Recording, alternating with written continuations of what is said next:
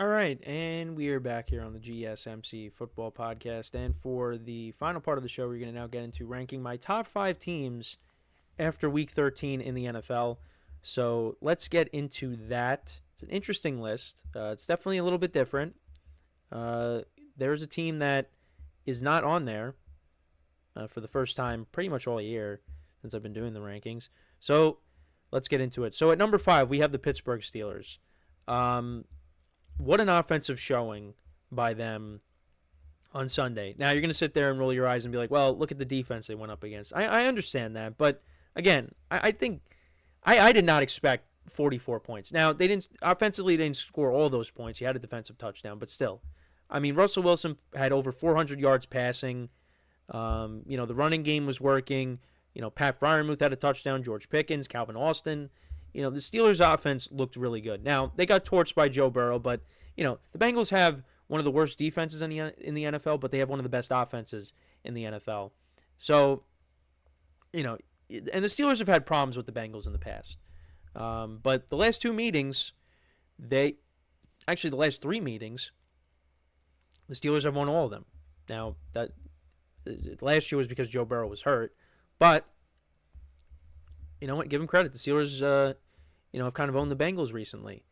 And they get another opportunity to take on the Browns on Sunday, and you hope that for their sake, you hope that Jameis Winston doesn't throw for 500 yards. Although I'm kind of hoping for that because I'm starting him this week after not starting him this past week in my main league, and that would have made all the difference. But anyways, I gotta stop bringing up my fantasy stuff because it's just it triggers me. It really does. It was a rough week in fantasy, and I just can't help but constantly bring it up. But anyways, back to the Steelers, though. Look, again, give Mike Tomlin credit because a lot of people were scratching their head over the switch at quarterback with, taking out Justin Fields and putting in Russell Wilson, and Russell Wilson's looked good. He has, and he's thrown some good passes. He's had a couple of nice touchdown passes to Calvin Austin. The moon ball at times has worked. He's doing well with Pickens. I mean, getting Freiermuth involved. I think that's one thing that you want to see more of because Pat Freiermuth's kind of been quiet, but he's started to get it going these last couple of weeks, and he's a big part of their offense. So you want to get him more involved. I'd like to see Mike Williams more involved too, because other than that touchdown pass from Wilson to Mike Williams against the Commanders, he hasn't really been a factor. So, I'd like to see him more involved. But, the defense, you don't want to see the defense give up that many points. But, hey, they won the game. TJ Watt, forced some fumbles in the game. They got to Joe Burrow. They're a problem, the Steelers. They are. And right now, they are in a good position to win this division, which I did not think was going to happen going into the season. I thought they were finishing in last place with the winning record.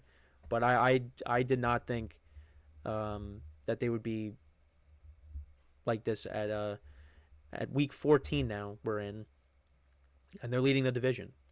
But that's where we're at. Steelers are at 5, and let's go to number 4, and that is the Kansas City Chiefs. That's right. I put them down to number 4. And they still only have 1 loss. I get it. But this was another game against the Raiders where, they could have lost that. Now, they ended up winning. But, the offense still doesn't look great. Now, again, they got Pacheco back, and he had that big run at one point during the game. But they still don't look right to me. Aiden O'Connell threw for over 300 yards in this game against them. They could have lost. But they got the win. I think we got to wait and see. And I've heard people say it, on some of the sports shows that they're a postseason team. They're waiting till the playoffs, and then they're going to turn it up a notch. And you might be right. Maybe that's what it is. But one thing that people have talked about is the offensive line, that it's not a strength right now. And I brought this up this week. We saw what happened in the Super Bowl against the Buccaneers. When Mahomes did not have time to throw, he was running for his life the entire game. His play where he was throwing in the air on his side to, I think it was Darrell Williams, that made the top 100 plays. and it was an incompletion. Just because of the simple fact that he was able to get the throw off. That was a top 100 play, which I don't think it should have been because, I mean, obviously if it was caught, that would have been number one that season. But, yeah, it's just that's something you got to worry about is the offensive line. But, you got basically the weapons that you need. I mean, obviously they could be better, but pretty much everyone that could come back this season is back. You got Pacheco and Kareem Hunt. That's a nice duo you got there. Juju Smith-Schuster is back. DeAndre Hopkins has made good plays for them, although he did have that one drop during the game. Had a couple of drops, actually. But you know what? That was a good trade for them. Travis Kelce, of course, is always a threat, although people think he's washed, which, I mean, yeah, he's probably not as good as he was a few years ago, but I still think, he's still got gas left in the tank. Noah Gray's actually been making plays for them. So, he's also a threat. I mean, obviously not having Rashee Rice does hurt, but, you still got guys that you could throw to. And, you got Patrick Mahomes, and, they'll figure it out. And Andy Reid, who's one of the best head coaches in the NFL, of course. So, they're at number 4, though, because it's just their wins are not impressive to me. And I just think the teams ahead of them, if the Chiefs were to play them right now, well, they already played the Bills, they would lose to them. So that's why at number 3, we do have the Buffalo Bills, who did beat the Chiefs already this year, and that was in their home stadium. Josh Allen continues to roll. I mean, that was another great performance by him on Sunday, 4 total touchdowns. I went through it a million times already. But you also had the running game was effective. I mean, obviously, when the weather's not like that, it's going to be a little different. But, you had Ray Davis had a touchdown. James Cook had a big touchdown. James Cook is an X factor on this offense. If he's rolling, this Bills offense is, as good as anybody's. But it also helps when you have the leader of the pack when it comes to the MVP conversation, and that's Josh Allen. Going into the season, a lot of moving parts. No Stephon Diggs anymore. They signed a bunch of guys. They drafted Keon Coleman, and it's worked. It has worked, and he could be winning his first MVP. The defense is starting to get healthier as well. Had a couple of turnovers in the game on Sunday, although the weather kind of played a factor because one of them, Brock Purdy, went to throw the ball and the ball just slipped out of his hand. But this is a dangerous team. But like I said before, I want to see how this team, the way it's playing right now, I want to see how it plays on the road against a team like the Lions, for example. Go into a hostile environment against a team that is just as good as you, if not better, and win the game. Go into Detroit and beat the Lions. If they do that, then I'll sit here and say they could beat anybody. Now, I still kind of think that. But that would really show me something if they went into Detroit on the road. Because at home, they're very good. If they can get home field advantage, they have a great chance to make it to the Super Bowl.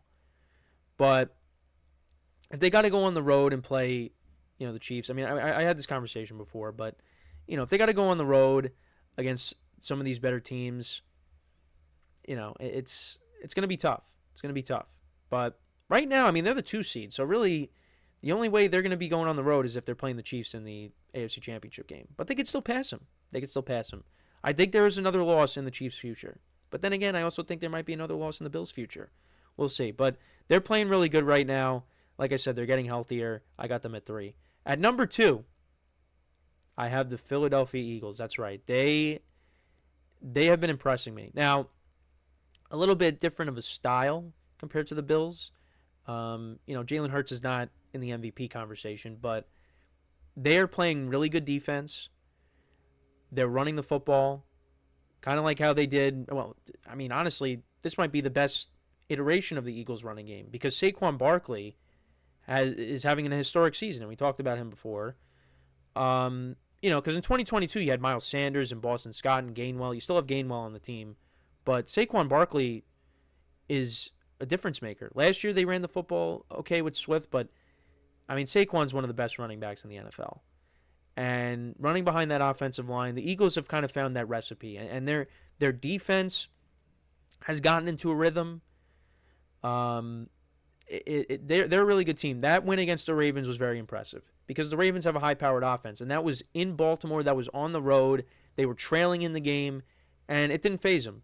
You know, they got back in that game and they took the lead and didn't look back. Now they got a little bit of help with Justin Tucker having an off game, but still, I mean, you held the Ravens out of the end zone for the most part.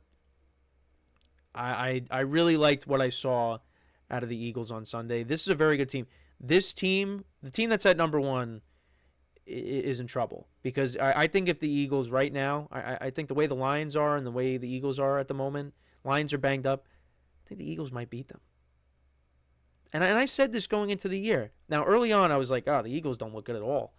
But they're rounding into form. I have my concerns still. I mean, every team there's a concern, but this team is going to be a problem. It is. I think they deserve to be in this spot right now. You could make the argument you could put them in number one because of how banged up the Lions are. But right now, I got them at 2. They're playing good football right now. So that's why I got at 2. And then at number 1, I got the Lions. No surprise there. They pick up another win against the Bears. They could have lost that game. They could have. The Bears had the opportunity to come back and maybe force it into overtime, but of course they mishandled the clock at the end. But the Lions, they pick up another win.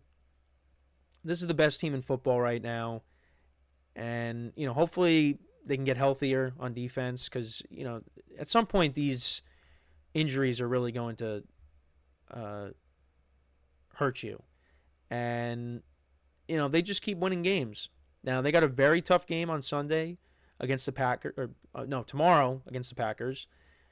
So we'll see how that game goes. The Packers went in there and beat them last year on Thanksgiving. So we'll see how this game plays out. But, Jared Goff is playing well. Amon-Ra St. Brown's having a good year. The running backs, Sonic and Knuckles, David Montgomery, and Jahmyr Gibbs have been great. Sam Laporta got it going a little bit last week, had 2 touchdowns. He's kind of been quiet this year, but still a solid tight end. I don't think I brought this up during I don't think I brought it up during the recap of the Thanksgiving game with the Bears, but really in the first quarter you had Penei Sewell, their offensive lineman. It looked like he was going to throw a pass. I mean, they were bringing out all the trick plays already. It's just I love watching this team. I really do. They just throw a bunch of stuff at you, and also I didn't bring up Jamison Williams as well, but he's an explosive player too. He had that hurdle in the game last week, but he also got an unsportsmanlike conduct penalty where he threw the ball at a Bears player, and they talked to him about it, obviously, but. You got to be careful with that. But hey, look, the Lions are in a good spot. They're well coached. Obviously, there's that whole thing with Jahmyr Gibbs, posting something on the whiteboard or posting something on social media with the whiteboard of their play calls in the background. So you don't like to see that, but they are they're a really good team. They're the best team in the NFL right now. Like I said, I think the Eagles could beat them. And I think that could be the NFC Championship game right there, is the Eagles and the Lions. So we'll keep an eye on that. But I'm still gonna put the Lions at number 1. And we'll see what happens tomorrow when they take on the Packers. But let me know what you guys think about these rankings. To run through them, we got the Steelers at 5, Chiefs at 4, Bills at 3, Eagles at 2, and then at 1 I have the Lions. Now the Packers and the Vikings are in the 6 to 7 range right now, and also the Ravens as well. You got them too. But yeah, that's my top 5. The Steelers, they've been in the top 5 2 of the last 3 weeks, I believe. So, but the Ravens, they fell off. With this loss now, they not that they fell off. They just fell off on my list. I'm not saying they fell off like their season's over, but I'm just saying they just fell out of the rankings. And that was, I think, for the first time all year. But, you know, you got to give the Steelers credit. They're in first place. I still think the Ravens are better. But, you know, if the Steelers go in and beat them in Baltimore when they play them later this year, you can't really say that. So, but yeah, that is pretty much it for the show for today. Thank you guys for tuning in. Make sure to check out all the other shows as well. Make sure to leave a like, comment, and subscribe to the video. And as always, I'm your host, Kenneth Grunfelder, signing off from the GSMC Football Podcast, brought to you by the GSMC Sports Network. Have a good day, and I will talk to you guys tomorrow. Take care.